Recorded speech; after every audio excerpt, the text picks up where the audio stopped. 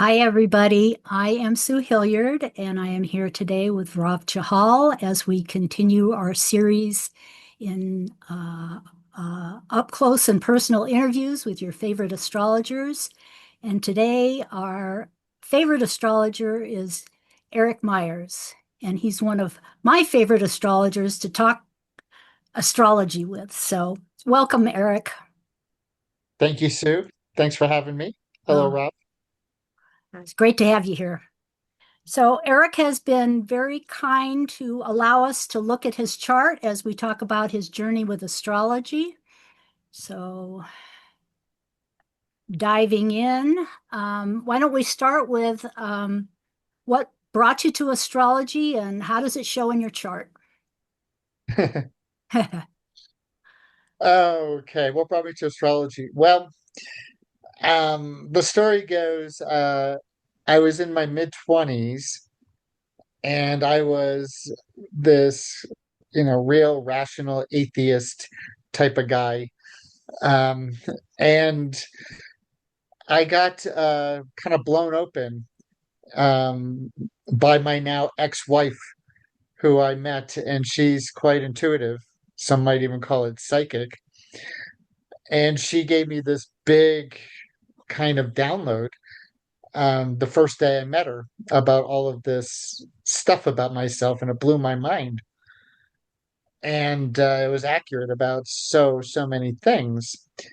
So I began to question my belief system and open to new ideas. So I got into things that are more spiritual, call it what you will, new agey, metaphysical, started to read some books. And then I dropped out of my mainstream psychology program at the time to go study transpersonal psychology in Boulder, Colorado.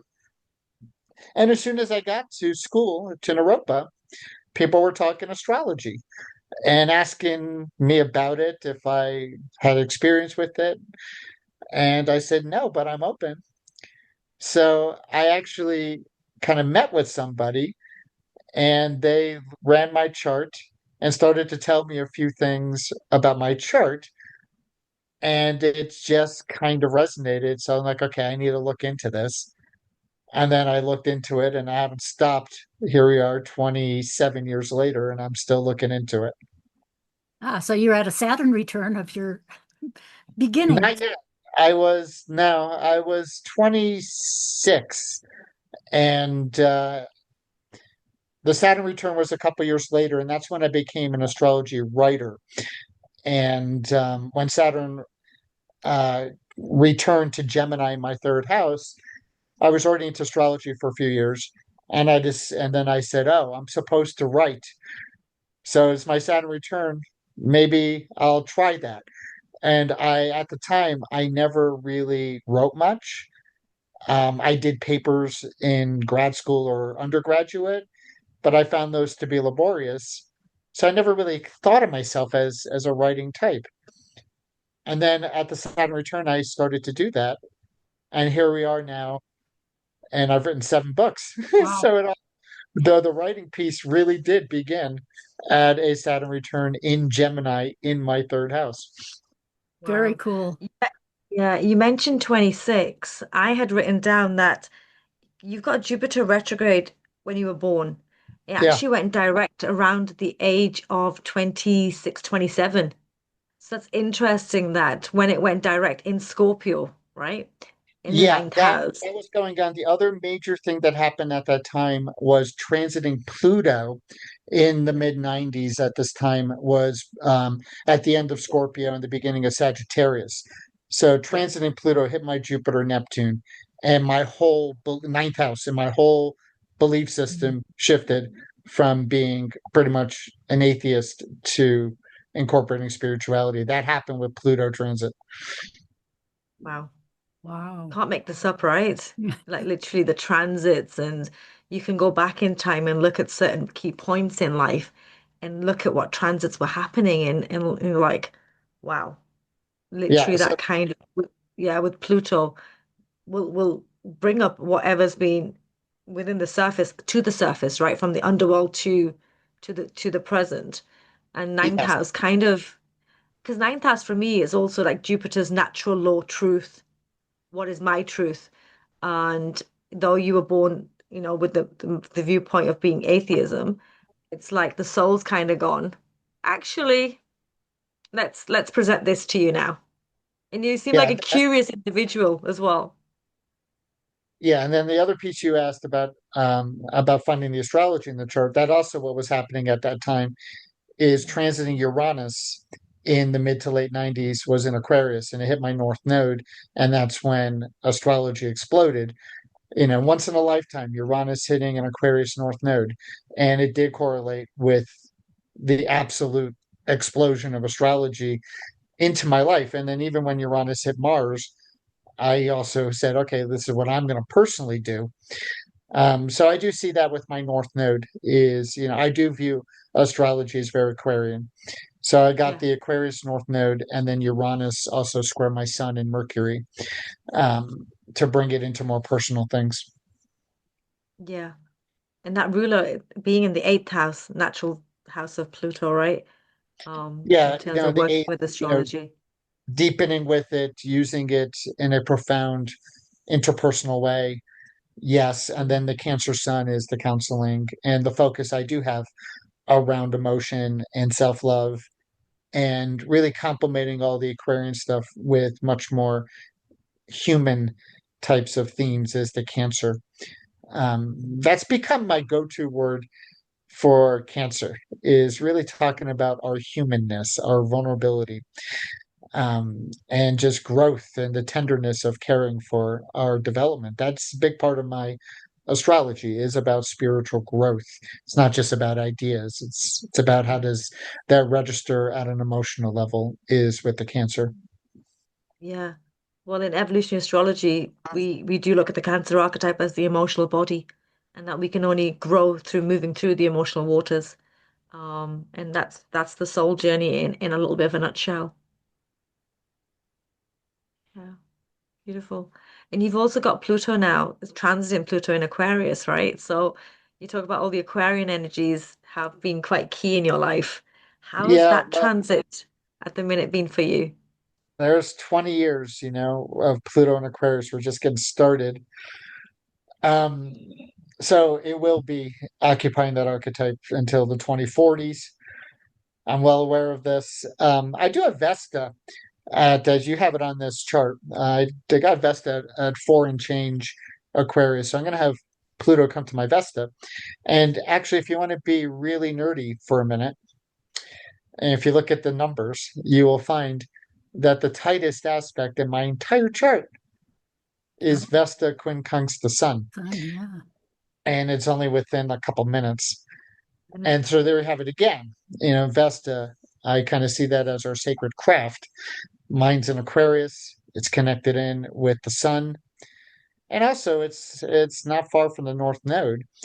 So over the years I've come to really respect and use the asteroids, the major asteroids. And also I've been looking at some of the other ones too. But Vesta's a big deal. And it does really have to do with our craftsmanship about something. And so having Pluto come to that Vesta, then the North Node, then Mars over these next many years, it's kind of what I've had on my radar since I got into astrology. And I was like, okay, well, during those times, that's when things are going to be really emphasized around my Aquarian attentions.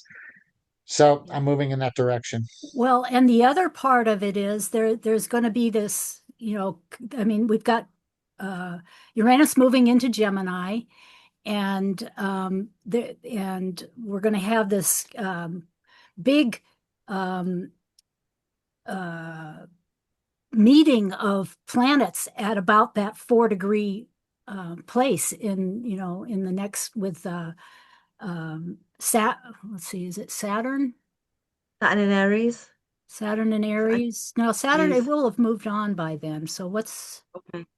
uh yeah, maybe so. But we're gonna have and then it pulls in your own Uranus um uh eventually. So I mean, I expect to hear all sorts of mind-blowing stuff from you. there is a lot being hit off in the air signs with Mhm. the Pluto, Aquarius, the Uranus and Gemini. And so, yeah, I mean, I do have that kind of grand trine almost with Saturn in Gemini, Uranus and Libra, Vesta and Aquarius, all in early degrees, more or less. So, yeah, that's where the big guns are flying.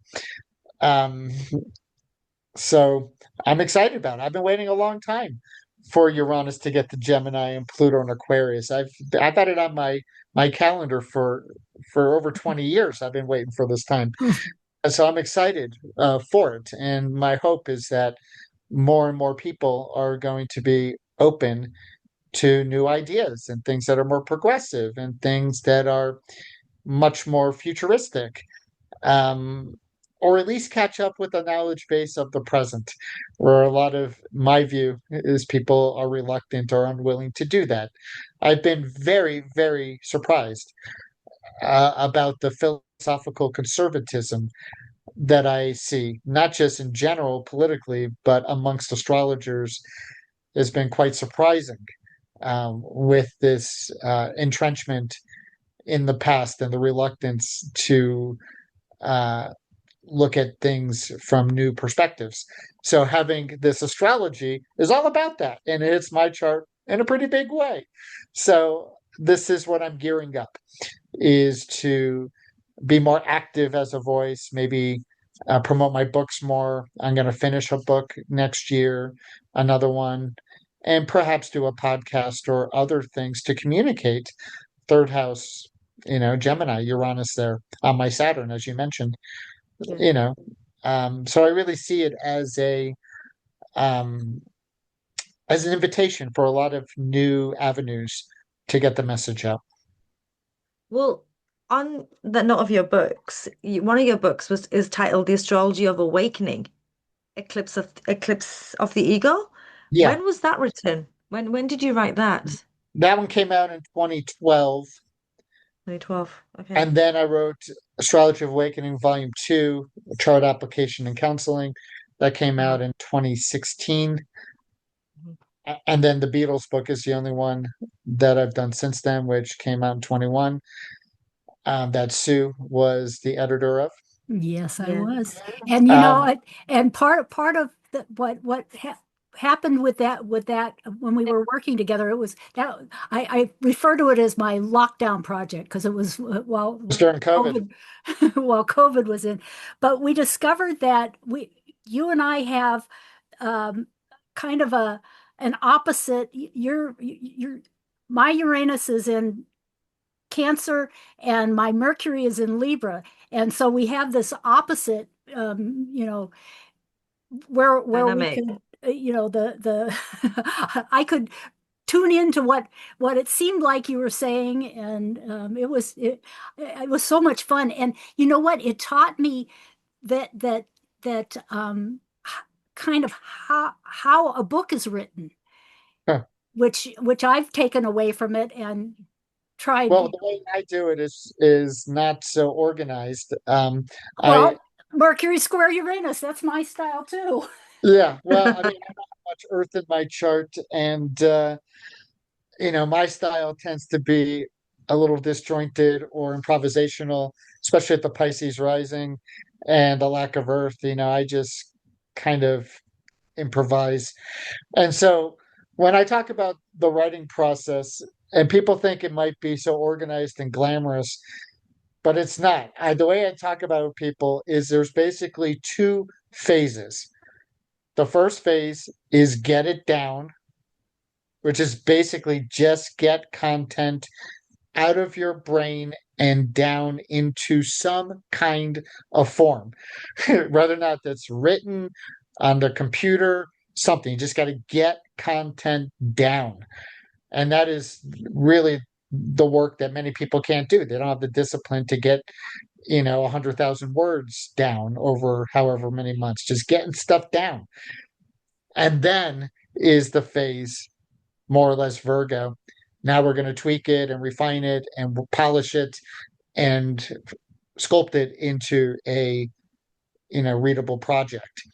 So I operate in those two phases, and I like the first phase a whole lot more. Well, and I remember offering to lend you some of my Virgo-ness. I love the creative process. I love looking at charts. I love writing down ideas. I love just the openness of getting things down, whatever you want. It's so fun. And I do find it to be a lot more laborious and painstaking to make everything more polished. But you got to do that. And Yeah, it's important. and tedious. And you can even think about it with Mercury as the idea realm, like the Gemini side of Mercury and the earthy, more polished Virgo side. Maybe Yeah. those are the two phases. Um, Yeah, because you want to ground what's in the air, like I said, and then work with it. yeah, yeah. Good Yeah. point. That makes a lot of sense. Yeah. Yeah. And you know the other connection between us is when your Mercury by progression was real close to my sun, and it went retrograde. Let's see. Oh, first of all, before I move on to the progress chart, I also wanted to point out that your Mercury is moving really fast, was moving really fast when you were born, and it's out of bounds. Yeah. Do you want to say anything about that before we move on to the Well, progress? to me, the out of bounds quality kind of goes with major aspect to Uranus, which is only 2 degrees. So I see those things kind of in the same bucket almost. And that is what I was kind of pointing to before, is that my mind is a lot more progressive, lot more um, kind of away from the consensus level, out of bounds. And, I'm continually, um, I don't know what the word is, just not necessarily in alignment, shall we say, to the much more philosophically conservative strains that I see out there politically, culturally, astrologically. I feel like I'm left of Bernie Sanders. And I often feel like people are just way too conservative and Saturnian in general, all the time, for any issue, is the way that it often feels to have that. Such a burden, Yeah. but I love it.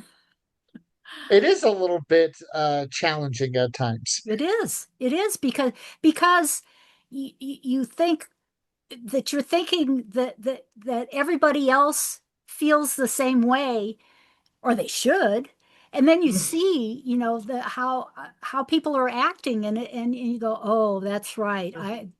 They don't think the same way I do. More or less, here's the way that I kind of see it sometimes is think about a unending line of evolution, just a line that goes on for infinity, eternity. It never ends. And imagine if we're maybe 2 feet down into that trajectory. And the 2 feet that we've already gone is the known, is the Saturnian, is the familiar, is what's in our institutions, it's what's in our paradigms, it's in the way we work with everything. And my view is okay, great, that's workable. But we have eternity, that it isn't, we haven't reached the end point here. This isn't complete. This, things are very early in a evolutionary trajectory. So why are we going to double down and concretize and resist change and just do what's familiar when we have this unending eternal trajectory that we can continue to move down? What are we waiting for? Why are we banking on that the 2 feet that we know so far is where we should stay and that what we should concretize? It makes no sense to me. And I often can't believe it that people don't share that view, like, oh, this is very, very early. And Yeah. so let's go more, let's learn more, let's integrate. There's other dimensions, there's other things to bring in. And my continual experience is, nope, this is the way it is. and that's it. Yeah. That's Well, because so most people operate on, sorry, so most people operate from a fear of insecurity, right? And exactly. what that presents is insecurity Yep. because they need to know what's ahead. And if it means being stuck in old paradigms, but there's a sense of security, people do tend to latch onto that. But then something will happen in people's lives that will force the change, will force the move. I do Those are feel we're heading towards that way in terms of even Pluto and Aquarius Yeah, transit at those the are the minute. outer planets, what you just described. And having all three move signs and to occupy Aquarius and Gemini and Aries, which are much Yeah. more active signs. And also, Aries is about new beginnings, Aquarius is about revolution, and Gemini is about new ideas. So, this is why I've been, looking at this astrology for 20 plus years. Like, okay, yeah, I can't wait for that. But like, let's So, go. Yeah, really. And you're here to guide us along the way. And you know what? It was Neptune. I forgot. I always forget about Neptune, but Neptune is in between Mm, Uranus and Pluto. In this configuration that's coming up, and so they're all going to meet at that 4 degree point. well, yeah, And they're all in this little triangle, this trine and sextile triangle thing yeah, that is way cool. And yeah. so it's going to be operable for many years to come. So I did look at it as the time where my chart gets activated around my purpose. However, I will say the big issue that's not on the screen here is my progress chart has a progress new moon next year. right. And to me, the rhythm of evolution is the progressed lunar cycle. And I'm not at my new beginning until next year. So I'm still in the planning, visioning, closing, drifting, karmic completion. I have about 10 or 11 more months to go. And so my view is that after the new moon, there is a sense of the new beginnings, perhaps launching new things, like I mentioned, and then actualize more of the transits within the scope of the new beginning rather than this time right now of completion and endings. Yes, and that new moon is a partial solar eclipse, right? It is, Yeah. yes. So which You're good. makes it a huge. Well, the lunar eclipse in 2012 in my chart was a total full lunar eclipse, and that did correlate with the publication of Astrology of Awakening, Oh, which is very Aquarian, and that's basically a lot of my philosophy and a lot of my declaration of my chart was that book, and that was at my progress full moon in okay. 2012. Sorry, I've got a cat that's climbing over There we go. everything and distracting me. That's why I keep turning around and yay, yay. Okay, so what I rather than I debated whether to use that progress new moon, but instead for a progress chart, I chose a period of time that was a few years ago when both Mercury and Neptune changed direction, and Mercury, that was when Mercury turned retrograde and Neptune turned direct. So is there anything? Okay, so and you can see in this here, you can see that this was at the last quarter, basically. Yeah, so this is now 7 years ago. Yeah, yeah, yeah. Holy cow. So yeah, 2018 is 7 years ago now. I know. Wow. Okay, so yeah, I do track these things and follow it, and progressions are very central. And that's what I'm writing about now, mostly is about the progress moon in the current project called Seasons of the Moon, Awesome. which is broader than the progress moon, but the progress moon is the star of the book. It's really what is most discussed, but some other lunar topics as well. Okay, so back to this point that you want to highlight. Um, yes, progressed Mercury going retrograde. My thought on that um is when Mercury's retrograde, a lot of the orientation is from the inner realms and the cultivation of my own perspectives, my own ideas has something to do with that. Whereas when Mercury is more direct, it's more focused outward, and we're much more influenced by other people's teachings or their perspectives. Really, what I gather from my soul intentions as seen in my chart is I'm here to focus on my ideas and develop them and be more disciplined, which I've tried lately. I haven't been. Um, but to have that inner focus and the Mercury's in the sign of Virgo, which is around refining, developing, and applying things. Uh, so I will say yes. Since my progressed Mercury has been retrograde for now 7 years, I will say in hindsight, yes, it has been true. I've been less focused on being a consumer and reading what other people are doing or pay attention to podcasts for other people are doing. I've been more focused on cultivating my own ideas. Previously, I have always been such an active consumer of info. I've been an avid reader and programs, and that has really shifted in these last several years. I'm less of a consumer and I'm much more focused on my own body of work. Does it Mm. seem more internal? Yeah, it's just the orientation is more inward. Yeah. I mean, I have so many cool things that I might, write on and ideas, and I've got about, loosely 5 or 8 major different projects that I might spend time to develop or not because I haven't been that productive lately. And so before Well, when you're we're writing them in your head, right?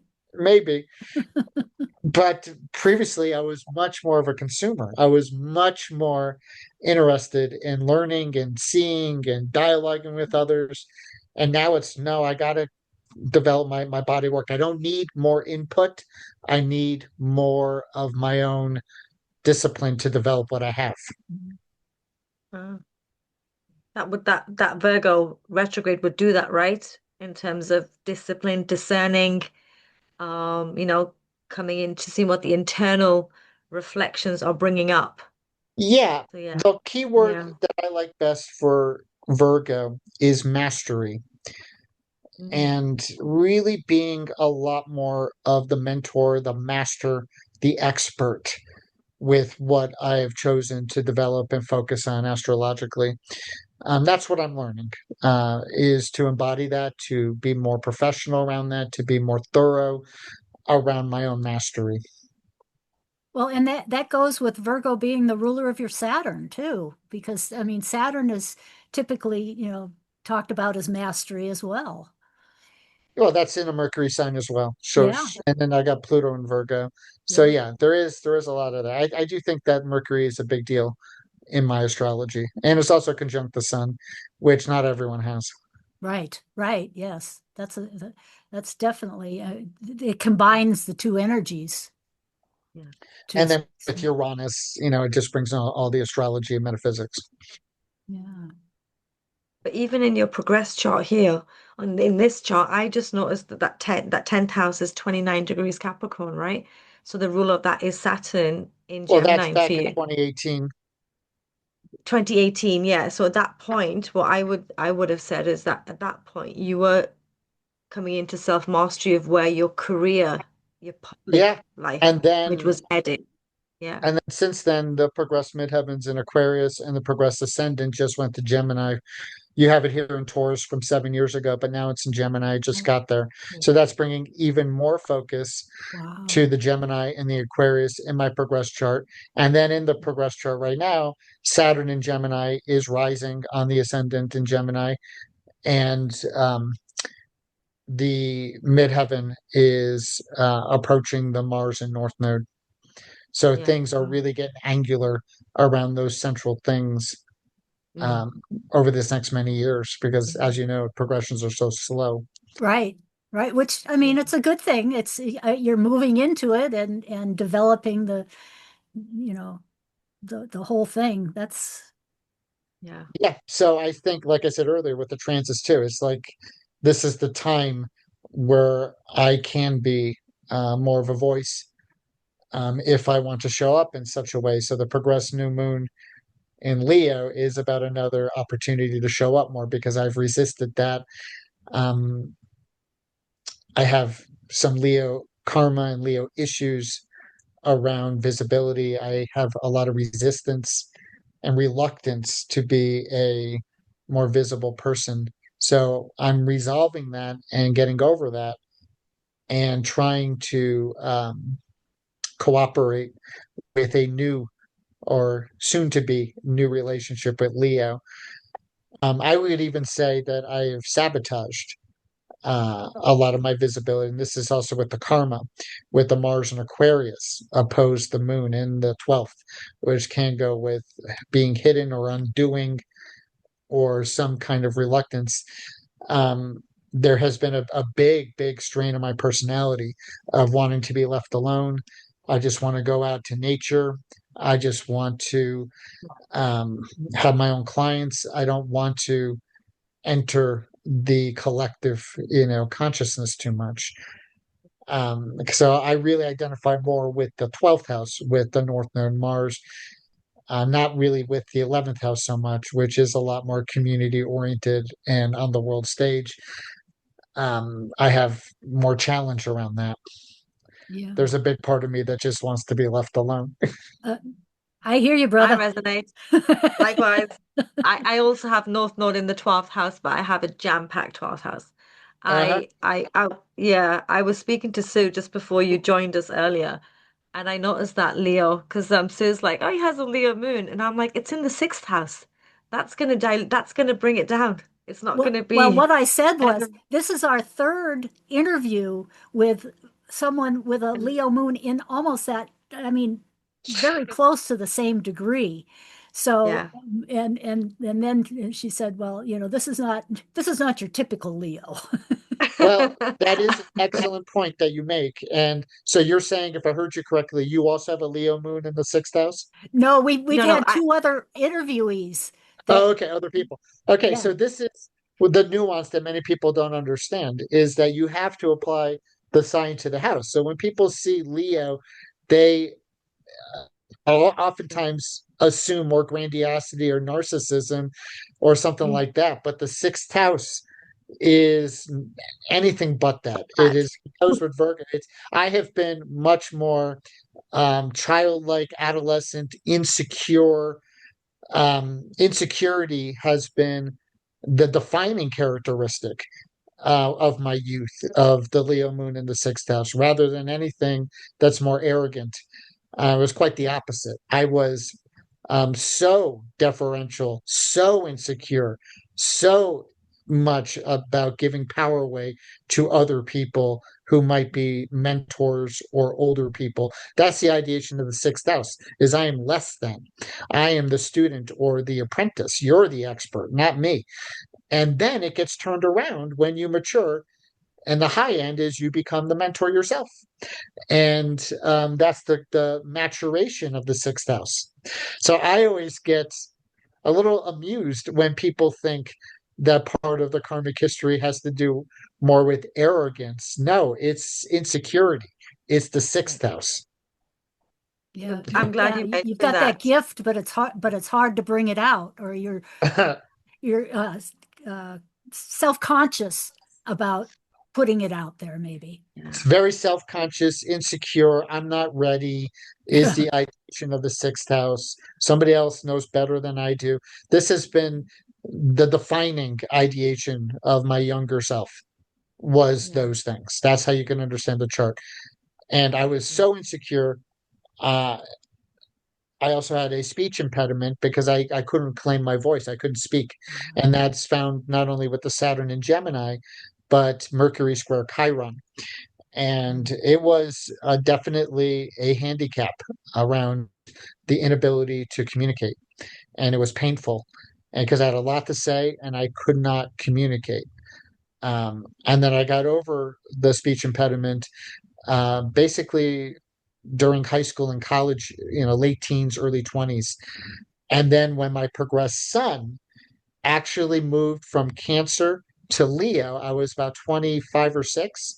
That's when I became more confident, more expressive, and more communicative when my progressed sun got to Leo. Wow. But that Yeah. wasn't until my mid 20s. And before then, people would be surprised to hear of how shy and insecure and unable to speak I was. Yeah. No, I was gonna say, I'm glad you mentioned that because when people say, "Oh, so and so's a Leo moon," and I'm like, that doesn't mean anything. You have to look at the positioning of the house to see how it's conditioned. Yeah, One size does not fit all. no, And this is what me and Sue was saying. I was like, this Leo moon's more humble. There's a humility yeah, in this Leo moon. And I've never met you before. This is our first interaction. And yeah. yeah, I'm glad you've brought that And, to and highlight for the audience. yeah, and that's my experience. And just in general, my view is that the moon for anyone is an unresolved karmic need. And I do have an unresolved need to have greater recognition, Leo, for my work. But I sabotage that and I'm uncomfortable with it. And that's the other side with the Mars and the Aquarius opposing it. So that is really the defining issue and friction in my chart is reconciling the Leo and the Aquarius. And so where I've arrived at now is I need to get over myself. I need to be a visible person. I need to not take it personally and get exasperated by it, but to be non-attached Aquarius and to deliver an Aquarian message and to go out into the Leonine fray again and be the lion rather than something less developed in Leo, the afraid little cub. So that's the way I see it. I see as my soul wanting to get me back more in the game because I have resisted it. And in fact, I have even sabotaged it. Well, I think it happens when the time is right. And so now your progressed moon is probably in Leo already, right?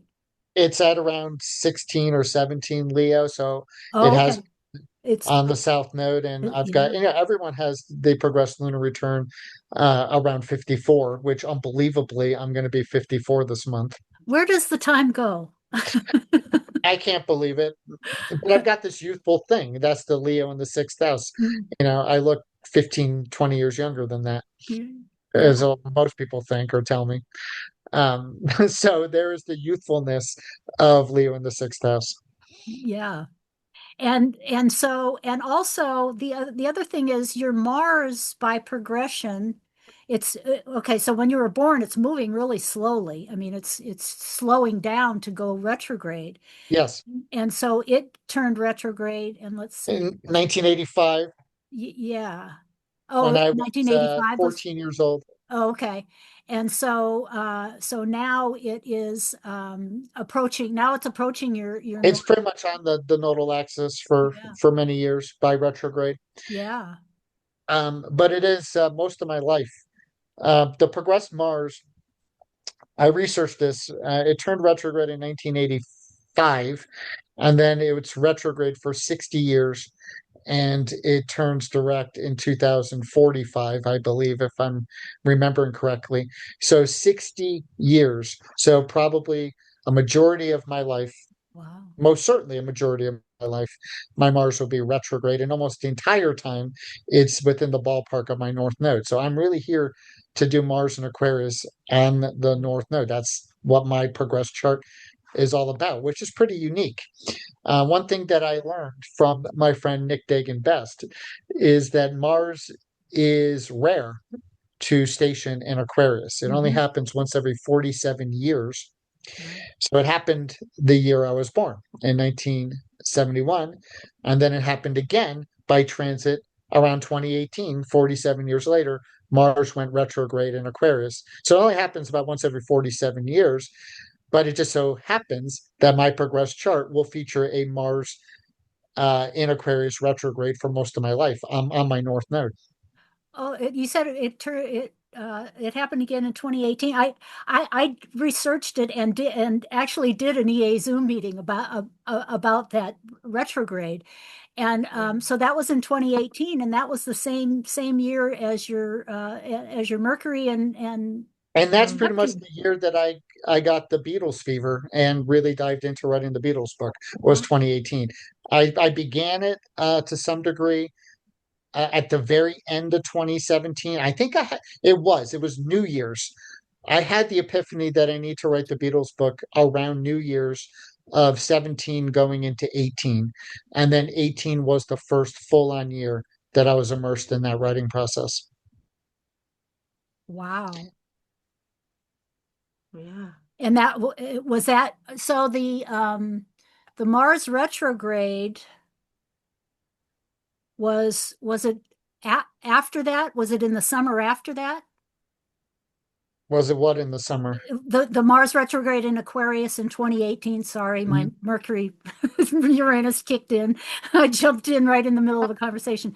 The Mars retrograde in 2018 was later in the year, later in 2018. I don't remember. I'm checking soon. Let me see. Okay, yeah, I've got a document with all the. I'm It not was quite June. following what the question is, though. Oh, I was just looking at the correlation between the Mars retrograde in your chart and the Mars retrograde in 2018. And It was June 26th, Sue.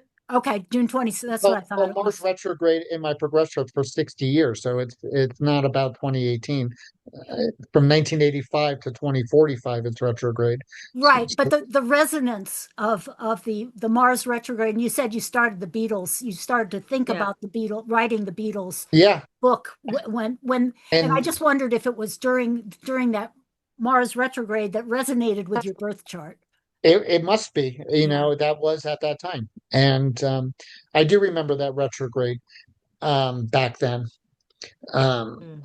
because it's rare. It didn't happen. Hmm. Mars didn't retrograde in Aquarius since 1971. So when it happened in 2018, I'm like, okay, here we are. This is the only time.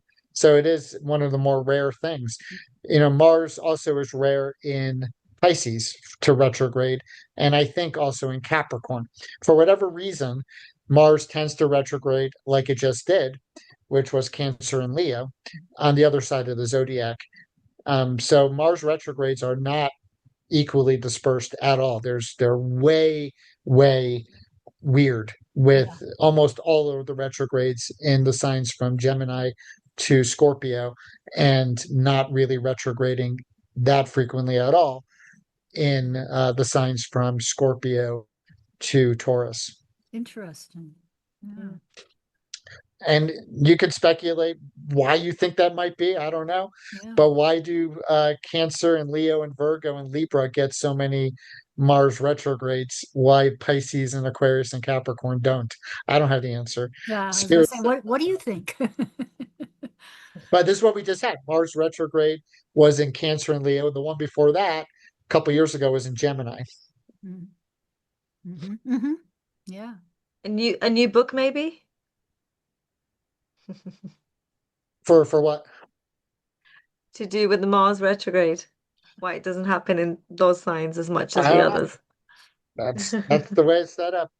Just getting Uh, all these downloads now. yeah, Yeah.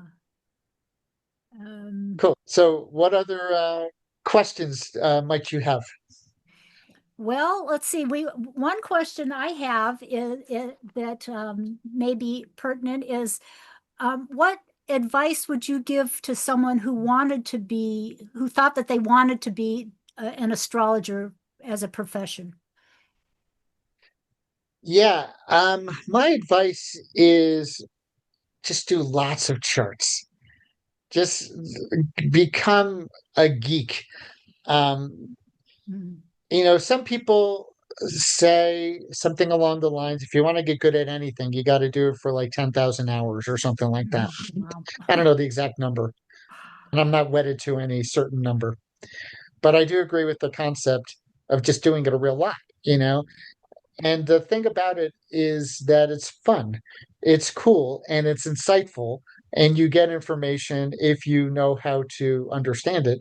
That is really amazing. You really get the insight into things. Like, for instance, here's what I'm saying is say some news event, whoever is in the news. And usually, people in the news, you can find birthdays. Mm. You can't always get birth times and accurate astrology charts. That is wonderful when you can, but you can generally get birthdays for most people. Um, so just following current events, looking at the chart, looking at the transits, seeing how things are manifesting, why it's in the news, what's going on.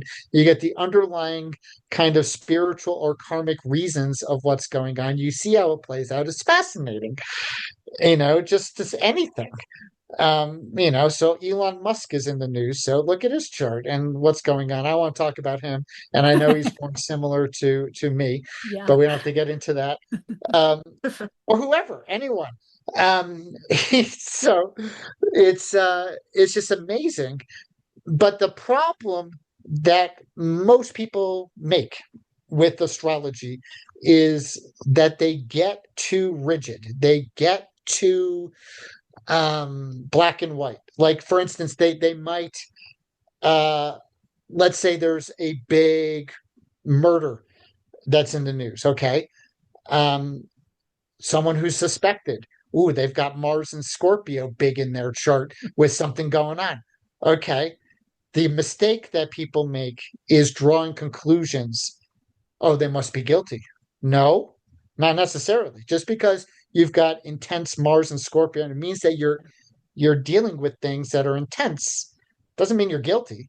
It means that the situation, the drama, the dynamics are this way, but astrology does not point to answers and outcomes. It only points to processes and intentions and issues. So this is the mistake people make. Oh, they must be guilty. No, astrology does not give you that. It just gives you the scene. It gives you the dynamics, and how those are worked with is up to the players involved. But it's fascinating to see the underlying dynamics, to see the karma playing out, to see the energetics. And yes, you might look at, say, O.J. Simpson's chart and what was going on, and you can form an hypothesis. It looks like he's probably guilty, but that's not from the astrology. I think that information is given from the DNA evidence and the circumstantial evidence. It's not given from the astrology, but we can see what's going on with the astrology. That's a bit weird. I've been researching OJ Simpson recently because I'm using his chart as an example for a sexuality class that I'm doing in a couple of weeks. So that was quite Sexuality weird. with OJ? Yeah. Yeah, Huh. because Well, he's not he generally has known for that. well, there's a different dynamic. See, you've got to do your research and you've got to look at the chart and you've got to you've got to go deeper a little bit into it. Like you said, it's not just one size fits all. There's an element linked to, like you said, free will comes into this. Astrology is not fixed. Right. It reflects, and Yeah. the free will comes into choice making. Like Yeah. Mars is aggression and anger. It can also be action and vitality and getting Sure. things done. So I Yeah. agree with exactly what you say in terms of people coming to want to be an astrologer. There's got to be an open-mindedness deeply. There's so much you can learn and dive into. There's so many different paradigms of astrology.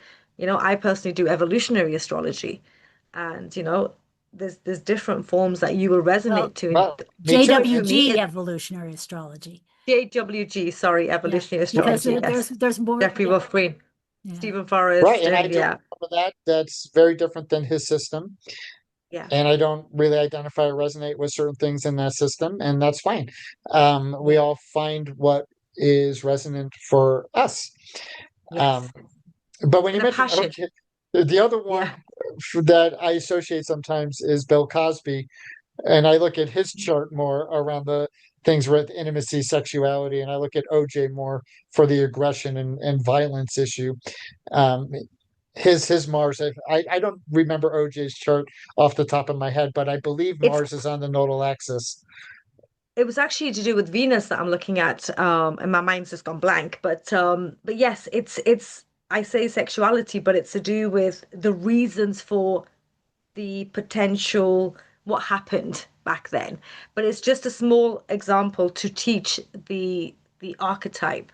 But what I'm saying is it's everything isn't a standalone, but you've got to dive deeper into the research. Oh, if it's a celebrity, for example, in OJ's time we have it's exact, it's an excellent on Astro charts, I believe it is.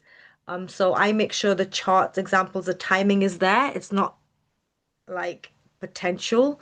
It's not like B rated or D rated. Right. It has to be an A plus to use that example.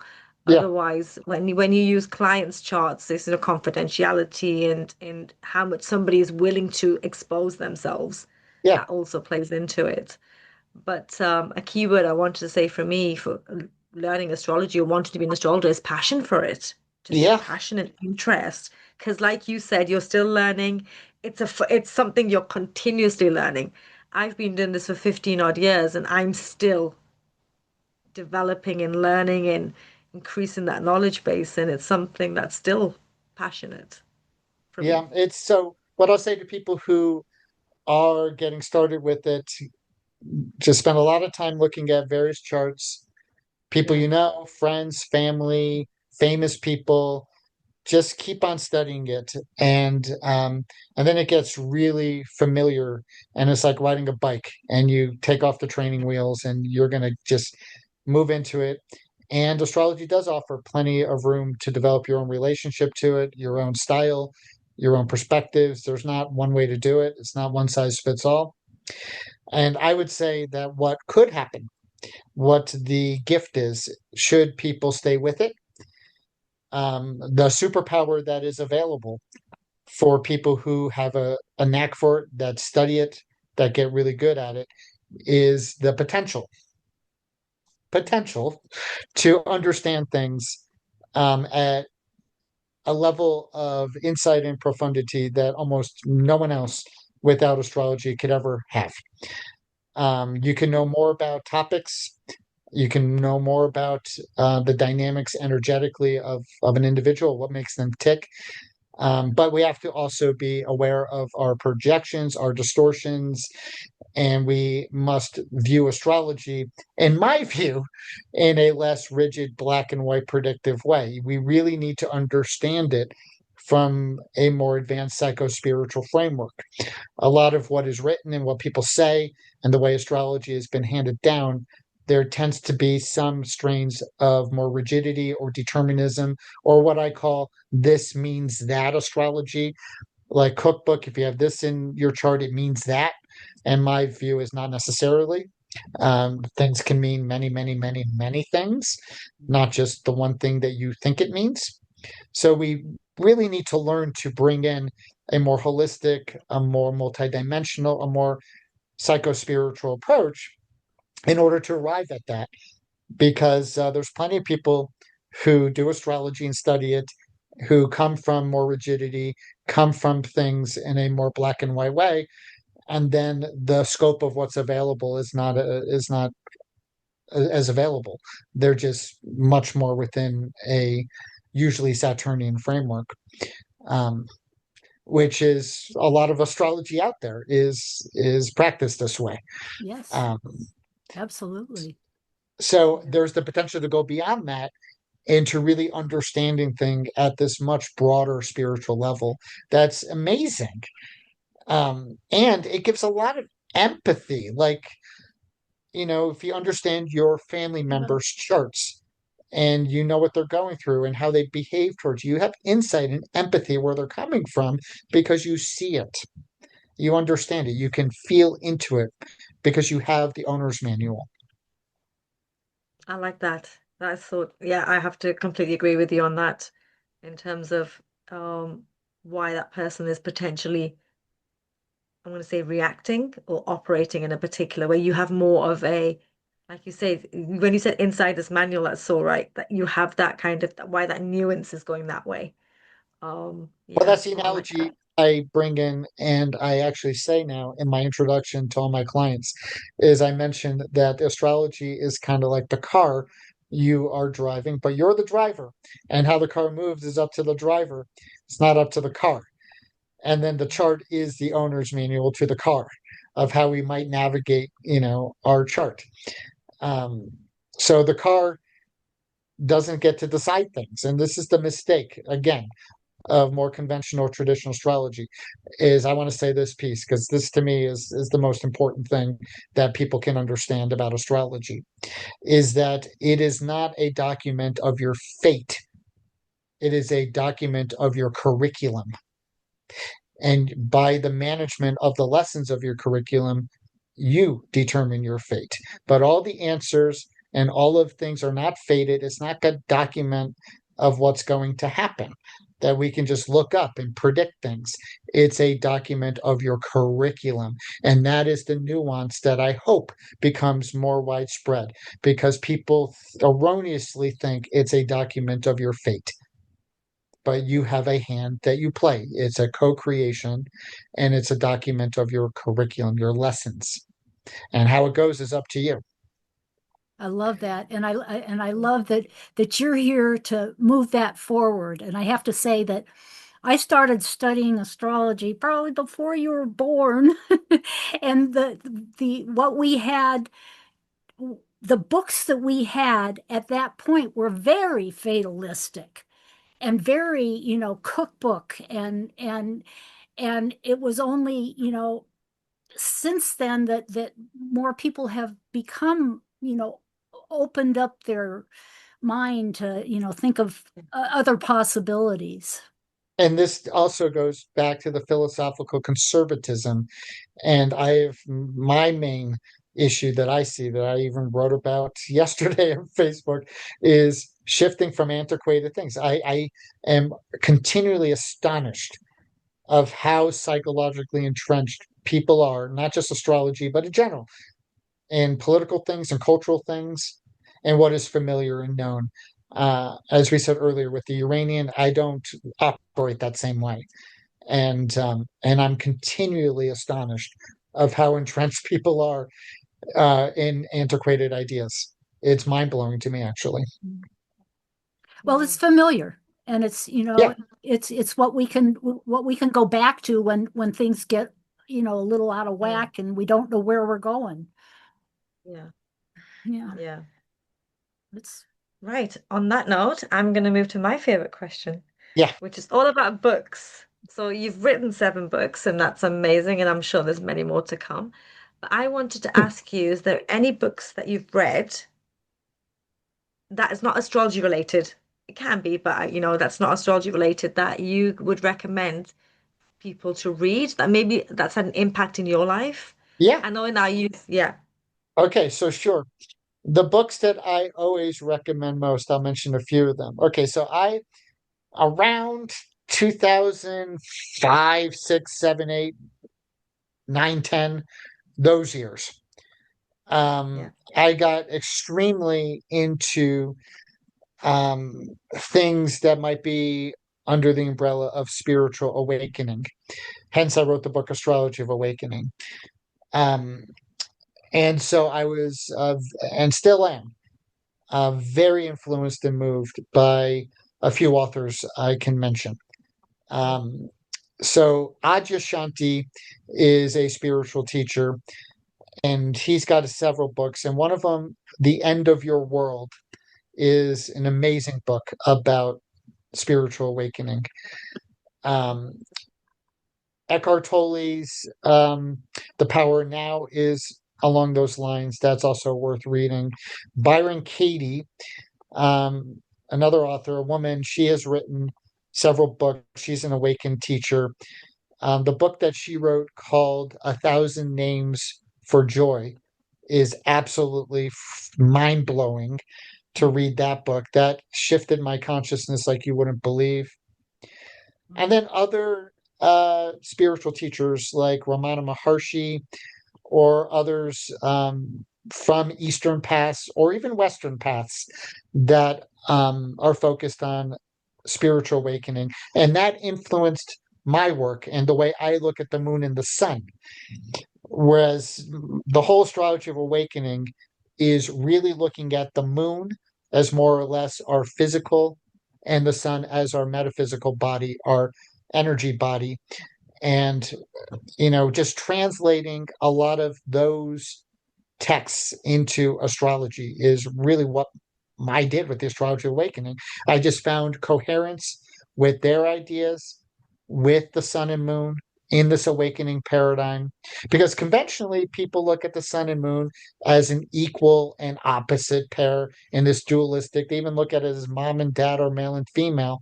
And I'm saying, no, let's not look at the sun and moon from that gender personality lens. Let's look at it as the maintenance, the moon of the physical biological system, and the sun as the energy body that awakens and shines onto all of life. And so to me, spiritual awakening has a lot to do with the cultivation of the sun. And conventionally, and even what I was taught from my mentor, was the sun is ego. And the whole point of my work, the whole message I have is sun's about awakening from ego. It's not about the ego. It's about your soul connectedness to all of life, just as the sun shines onto everything unlimited. It's expansive. It's not about ego. Ego is about our own rooted, contracted self-interest. That's not what the sun is about. And that is the biggest distortion in all of astrology, as seen in sun sign astrology, which is looked at in very egoic ways about personality and me. And that to me is the number one thing that needs to shift, is to stop looking at the sun in egoic ways and looking at it in terms of awakening, the way Tolle or Adyashanti, when they bring in solar language, the sun goes with awakening, potentially enlightenment. Solar words are all about the increasing of awareness in a spiritual way. It's not about ego and personality. So that's the main kind of point of my work, and the main issue and difference I have of most astrology is that most are seeing the sun in egoic ways, including my own mentor. And that's why I stopped studying with him and why I have a rift with him, because I disagree profoundly with his teachings that the sun equates with ego. And that's where I've individuated from him. And you brought a lot of that into the spiritual dimension of the Beatles too. I remember that was my initial. Well, that's just what I'm going to bring to anything, because Yeah. that's my paradigm, and that's the way I view it. Yeah. Awesome. Yeah. Okay. My favorite question to wrap up is, what do you do in your spare time? Well, I mean, these last couple years have been unusually travel focused. Because I work off of my laptop, I could be anywhere. So what happened was my dog died a couple years ago, my car died, and I'm like, why not just travel?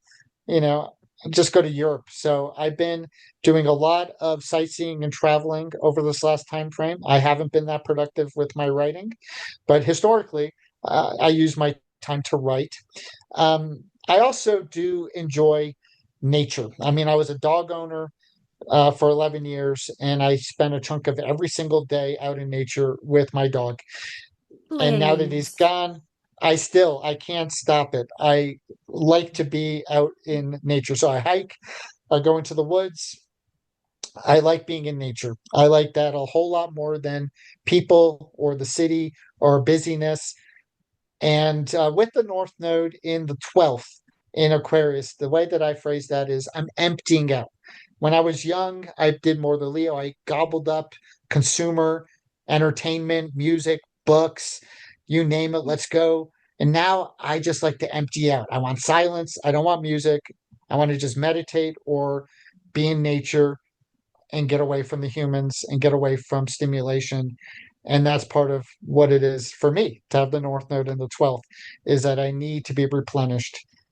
Because, and then, okay, as I said, I'm going to come back and be more participatory, but I got to be connected and resourced in order to do that, because I'm finding less and less the ability to, I get fatigued by the humans and by the culture and society.